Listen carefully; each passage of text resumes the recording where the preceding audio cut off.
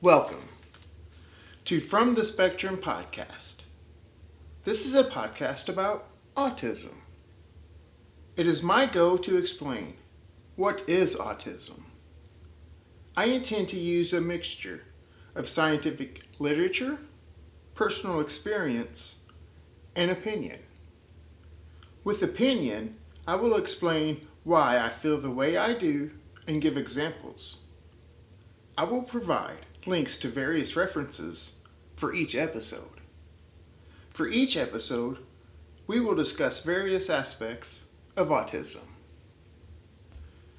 The From the Spectrum podcast will mostly avoid causes of autism, and I will try avoiding the increases of diagnoses of late.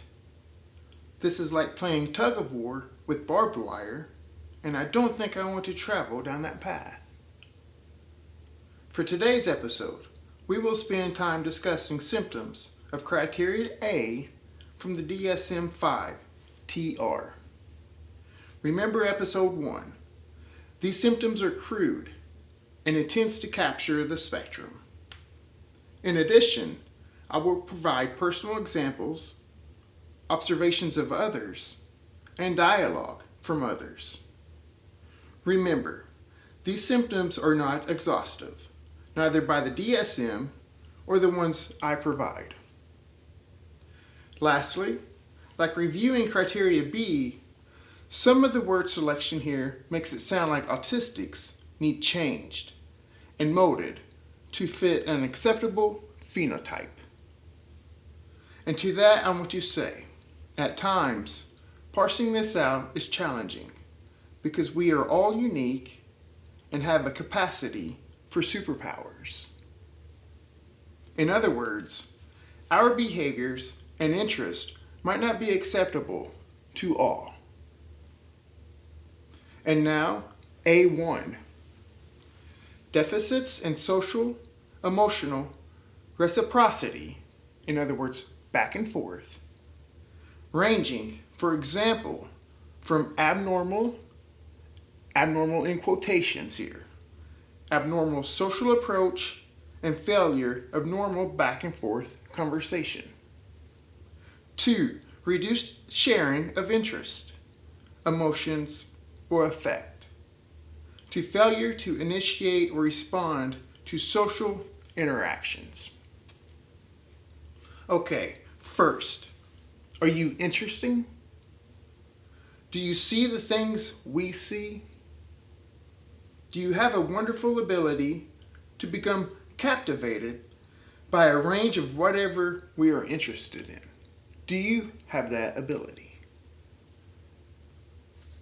Please don't limit another person or force them to do things that you think they ought to do, so it eases whatever conflicting response you have to the situation. Remember, some components from criteria B, those unique abilities, we can call superpowers.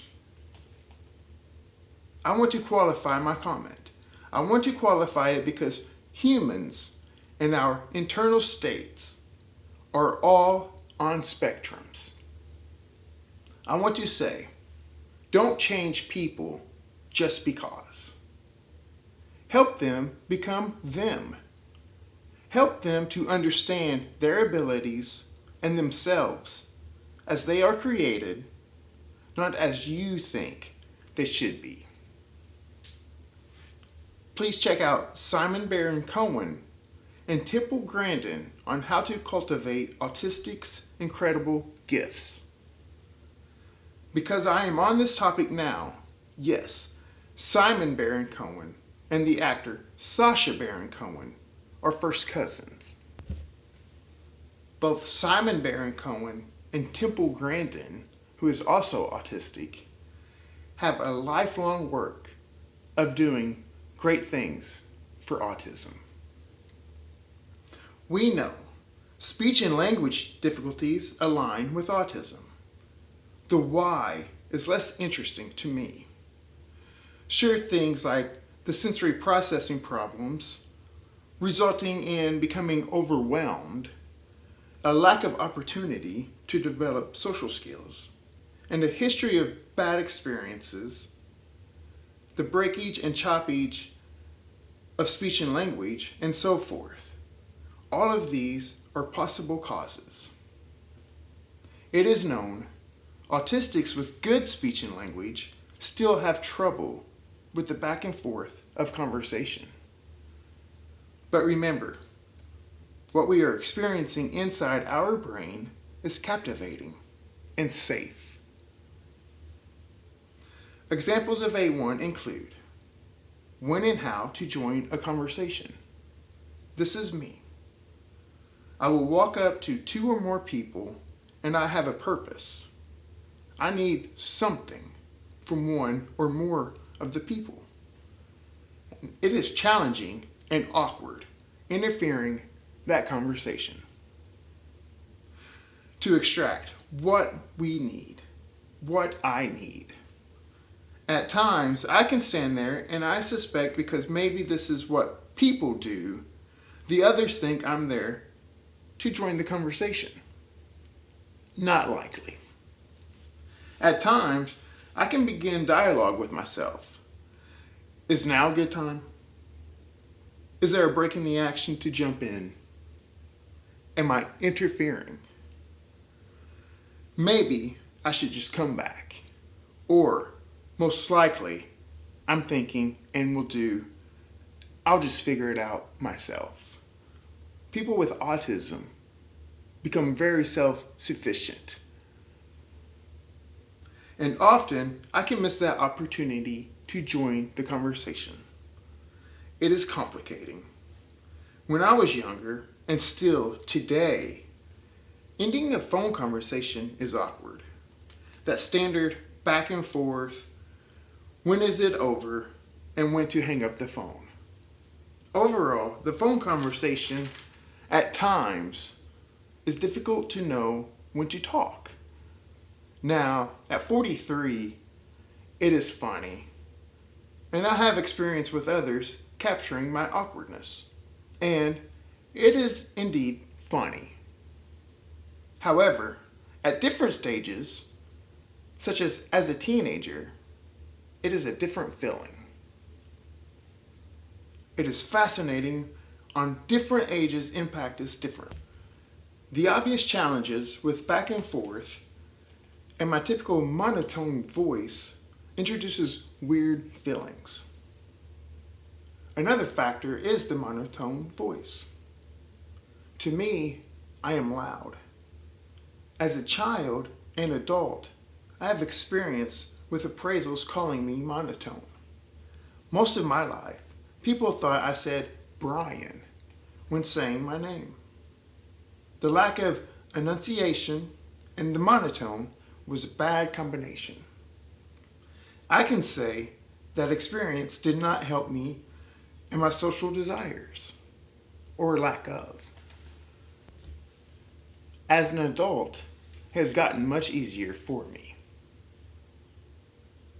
A known complication with socialness and autism is how unpredictable social context and the world is. Already, we have built-in protection whereby the brain is a prediction machine. See Carl Diceroth and Lisa Feldman Barrett on this work. And the most crucial job of the brain is keeping us safe. That is a bad combination to the autistic brain. The world around us is already fast-paced, but the unpredictableness of it is it. Now, just imagine multiple people in the conversation, especially when the normal interaction is occurring. There's little about that seems fun. Keeping with the sensory processing theme, when multiple people are talking or multiple conversations are occurring around us, even at normal volumes, sounds begin to blend. Eventually, the sounds become similar to a late 60s Beatles track, when they started to experiment with blends of noises and strange objects and instruments while flexing the pen and the speakers, the volume left or right, and the noises going up and down. It's very strange sound blends. That is a lot going on. And this becomes exhausting. We need breaks. We need social isolation. And why not? They never fail. So now I negotiate with myself.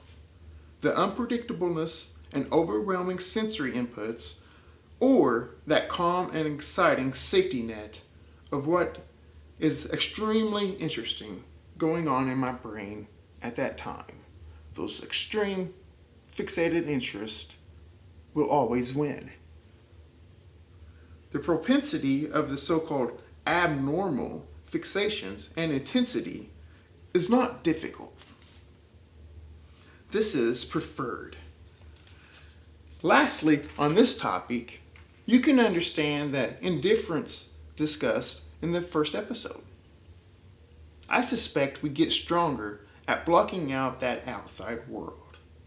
When you think of the indifference to pain and temperature or adverse reaction to certain touch or sounds, well, likely that just interfered with what we are doing inside, and that extreme attention to our inner world, that dialogue, and extreme interoceptive capabilities. With A1, remember echolalia.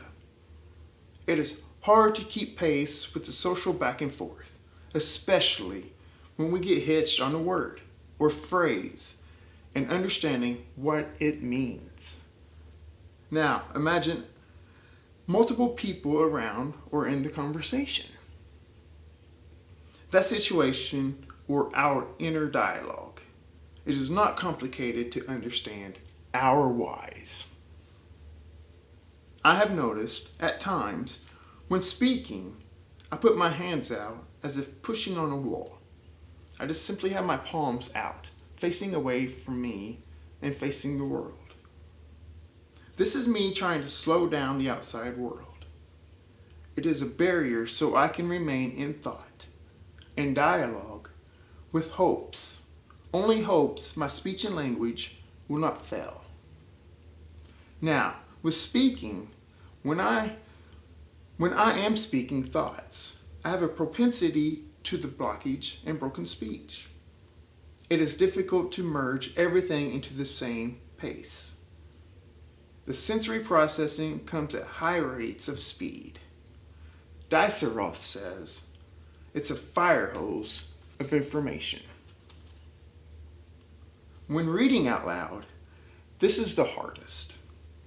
Reading to myself is already difficult. I transform everything into visual pictures and movies if the context is interesting enough.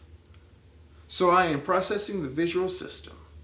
Things like the retina, the lateral geniculate, the occipital lobe, likely some hippocampal activation for the memory, and then recruiting my Broca and Wernicke for the speech and language.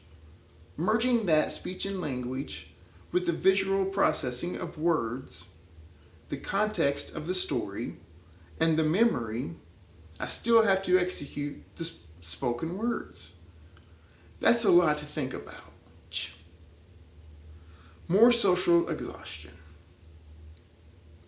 More needed rest away from the social world. It's not uncommon I get hitched on a word, I know.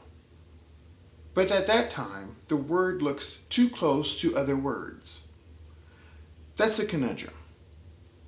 The English language is pretentious and lazy. For example, if you have a moment, or if you want to do it after the episode, go to your search bar and type in bi-weekly and look at the definition to bi-weekly. Another note about social communication and interaction. I have no idea how much you know about a topic and how much I should provide. In addition, I have no idea if you are even interested. Now, A2, deficits in nonverbal communicative behaviors used for social interaction, ranging, for example, from poorly integrated verbal and nonverbal communication to abnormal in eye contact and body language, or deficits in understanding and use of gestures. 2. A lack of facial expressions and nonverbal communication. 2 things here. Well, 3. That's a lot. But first, we already discussed, are you interested? And 2, are you trying to mold us into something we are not when evaluating us against that symptom? With that, I did not say don't help those that have obvious challenges with communication and things like asking for help and learning how to engage to meet their needs and wants. Be careful parsing that out. We already discussed the eye contact and the fire hose of information. For me, eye contact while listening is much easier than when speaking. I want to give an opinion. ABA therapy is delicate, whereby it is one human teaching another human. I think of Liv Witkowski and the more knowledgeable other. But be careful. The ABA therapist is human. All humans are subjective to their own here and now factors, and those can complicate the behaviorism and the development. I recently heard, while speaking about ABA, that the goal ought to be to help the person thrive in their environment, not to treat. You don't treat the autism. You just help the person thrive in the environment. And I like that.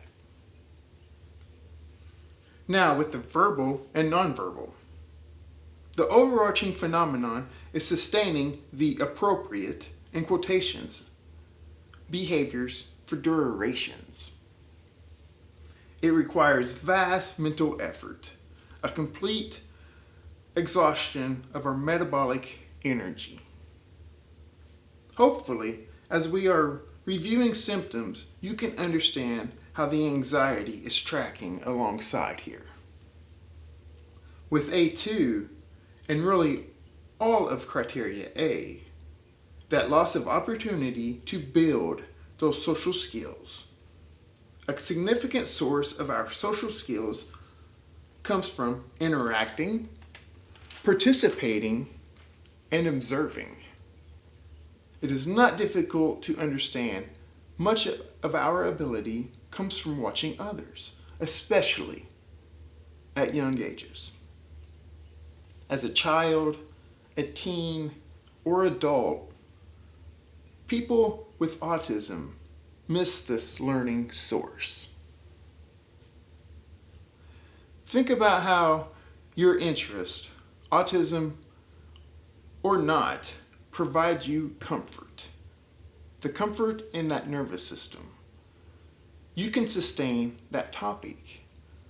If you are speaking about a topic that you enjoy, it's easier.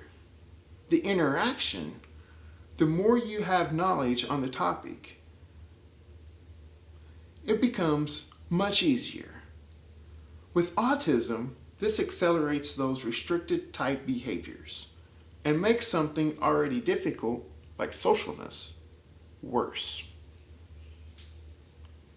Another type of communication, students in class.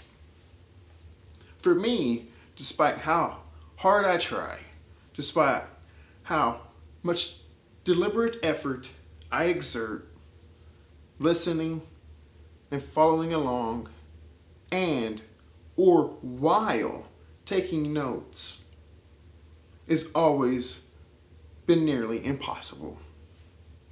Processing the sensations, following along with any visual thinking, and keeping up with the listening and note-taking is a problem. Also, the challenges with spelling adds to the trouble. I suspect, as part of the speech and language problem, spelling is hard. And for me, spelling is hard. I simply cannot keep up while listening in a classroom and trying to take notes. However, my listening skills and visualization of the things that I am processing, remember that accelerated learning explained in the previous episode. This is superior for me. This is a superpower. And lastly, A3. Deficits in developing, maintaining, and understanding relationships, ranging, for example, from difficulties adjusting behavior to suit various social contexts, to difficulties in sharing imaginative play or in making friends, to absence of interest in peers. Other people, the outside world, has a tough task with competing against our fixated and energetic interest and mind. I cannot overstate this. As a child, 8 or so, I was playing cops and robbers with a peer. The peer was 1 year younger. The game was simple. The cop used the plastic handcuffs to arrest the robber, and the cop would take them to our make-believe jail. I was the robber first, and I went to the jail. Easy task. Then we switched roles. The other child, being a child, decided the robber wasn't going to jail and tried to escape. This isn't far off from child's play. However, for me, that wasn't the rules, and I got overwhelmed. How difficult was it to follow the rules of the game? The plastic toys broke from my inability to understand it was just imaginative play. I broke the toys. I broke the handcuffs while attached to the other child.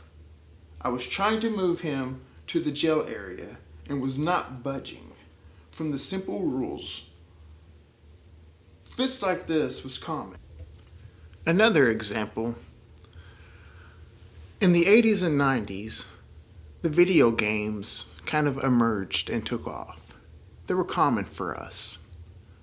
I remember we played a lot of sports games.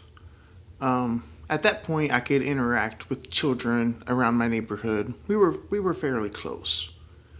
We would play sports games outside and inside on the video games. And I remember if my character was doing too good, if it was unrealistic, such as a baseball player getting, let's say, 12 straight hits, he went 12 for his last 12, I would blow up. That couldn't possibly be. And that would throw me into fits and tantrums.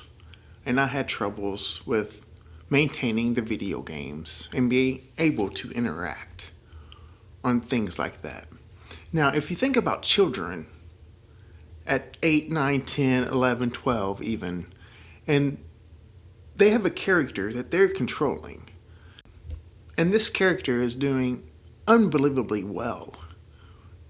I think most children would capture that and enjoy that and try to maintain that, keep that up.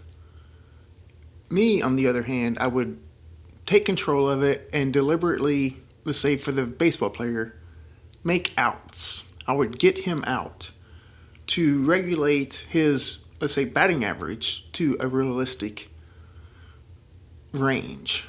That is what I preferred. I didn't want to have the character over succeed and make it unrealistic. I just couldn't understand that. And if you would think about how other children would interact with that was tough. It presented a lot of problems with my social interaction, even with people I was close to at the time. Also, as a child, and like the telephone problem, I have a history of being made fun of. But we should normalize this in a way. Maybe as a child and teen, that is a common situation. And maybe those pointing it out had a high affinity for wanting that recognition, wanting to be known as the funny one. That I can understand. As a child, and still today, people can interrupt or finish what I'm saying. If it is my topic, I suspect maybe they are having a hard time keeping up. So there's some interruption. But mostly, the trouble with formulating the thoughts into speech and language are broken. From the previous episode, the CNTNAP2 gene is a common factor for speech and language. Now, a complete contrast from what we were previously discussing.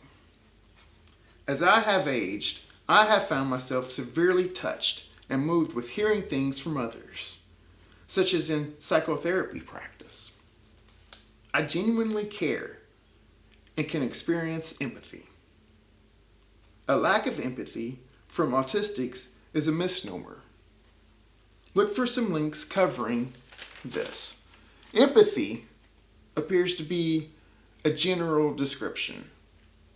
I don't know if this is a good thing or confusing thing to break empathy down into several subtypes. Does this add to the challenges of the human language? I am not sure. However, with empathy, two subtypes, emotional empathy and cognitive empathy. Emotional empathy is the ability to share another person's feelings, and cognitive empathy is the capacity to understand such feelings. Now, with autism, people with autism have a high ability for the emotional empathy and a low ability for the cognitive empathy. And I can attest to this. I can understand this. Regardless of the subtypes, scientists and humans, we like to break things down and to add to the language and definitions, add more nouns, etc. So, empathy has subtypes. Also, later in my life, over the past 5 to 6 years, I can find myself not bothered by seemingly small talk from strangers. What helps is knowing these are short timescales, and I have an out. Knowing that this is going to come to a complete stop, and I will be able to move on, is crucial. To normalize this, I can't say I have a consistent, deep relationship or friends. Emotional or romantic relationships are extremely challenging and non-existing. I think those brief bouts of interaction, I do get supplements that void in my life. Those little acute conversations act as supplements for those voids. And before we end today, I want to review other symptoms. Often it appears we are not paying attention. Not true. Our inner world is just safe. We can still listen. Eyes are vision.